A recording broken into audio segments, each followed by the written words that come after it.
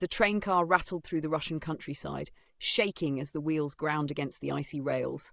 Snow-laden trees blurred past the window, their dark forms breaking up the endless white. Inside the cabin, Igor Dyatlov, the leader of the expedition, hunched over a notebook, scribbling down supplies and route plans. "Do you ever stop writing?" Zinaida Kolmogorova teased, nudging his shoulder. Dyatlov smirked. "Someone has to make sure we don't get lost." The others laughed.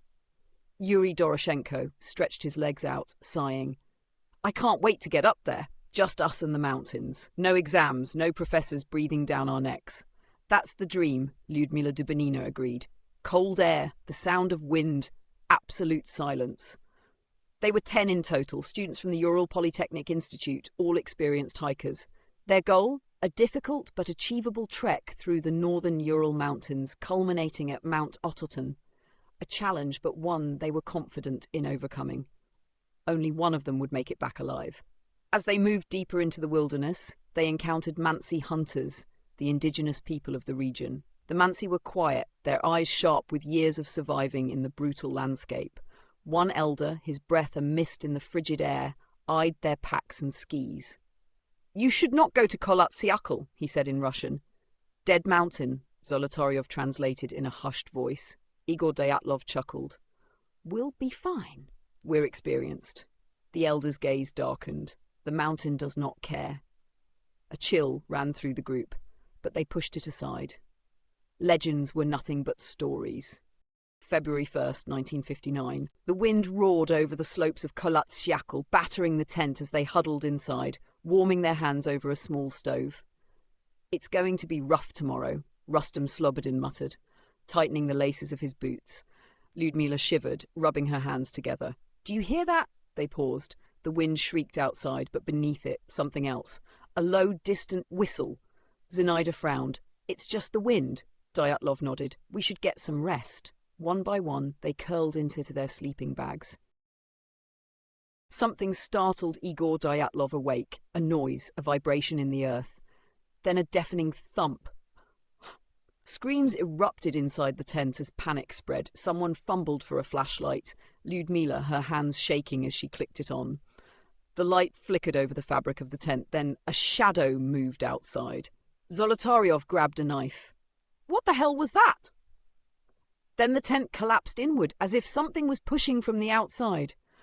"We have to get out!" Doroshenko screamed. In their terror, they didn't bother with the entrance. They slashed the fabric open with their knives and scrambled out into the night. The cold hit like a hammer, 30 degrees Celsius. No time for boots, no time for coats. They ran, barefoot, in their underclothes, ran toward the trees, toward shelter. And behind them, the wind screamed.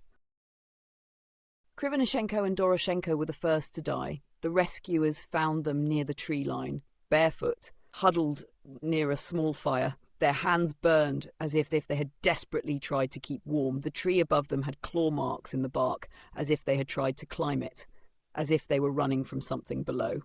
Kolmogorova and Slobodin were found halfway back to the tent, as if they had tried to return. Their bodies frozen in the snow, faces twisted in terror. 2 months later, the final 4 were found in a ravine, buried under feet of snow. But their deaths were different. Lyudmila Dubinina's ribs were shattered. Her tongue was missing. Zolotaryov's skull was crushed as if he had been struck by an immense force. And yet no external wounds, as if something had crushed them from the inside. What could have driven them from their tent barefoot into the brutal cold? Avalanche? No signs of one. Military experiments? Reports surfaced of strange orange lights in the sky that night. Radiation was found on some of their clothing. Paranormal forces? The Mansi legend spoke of spirits, of a presence that lurked in the mountains. Something watching, something waiting.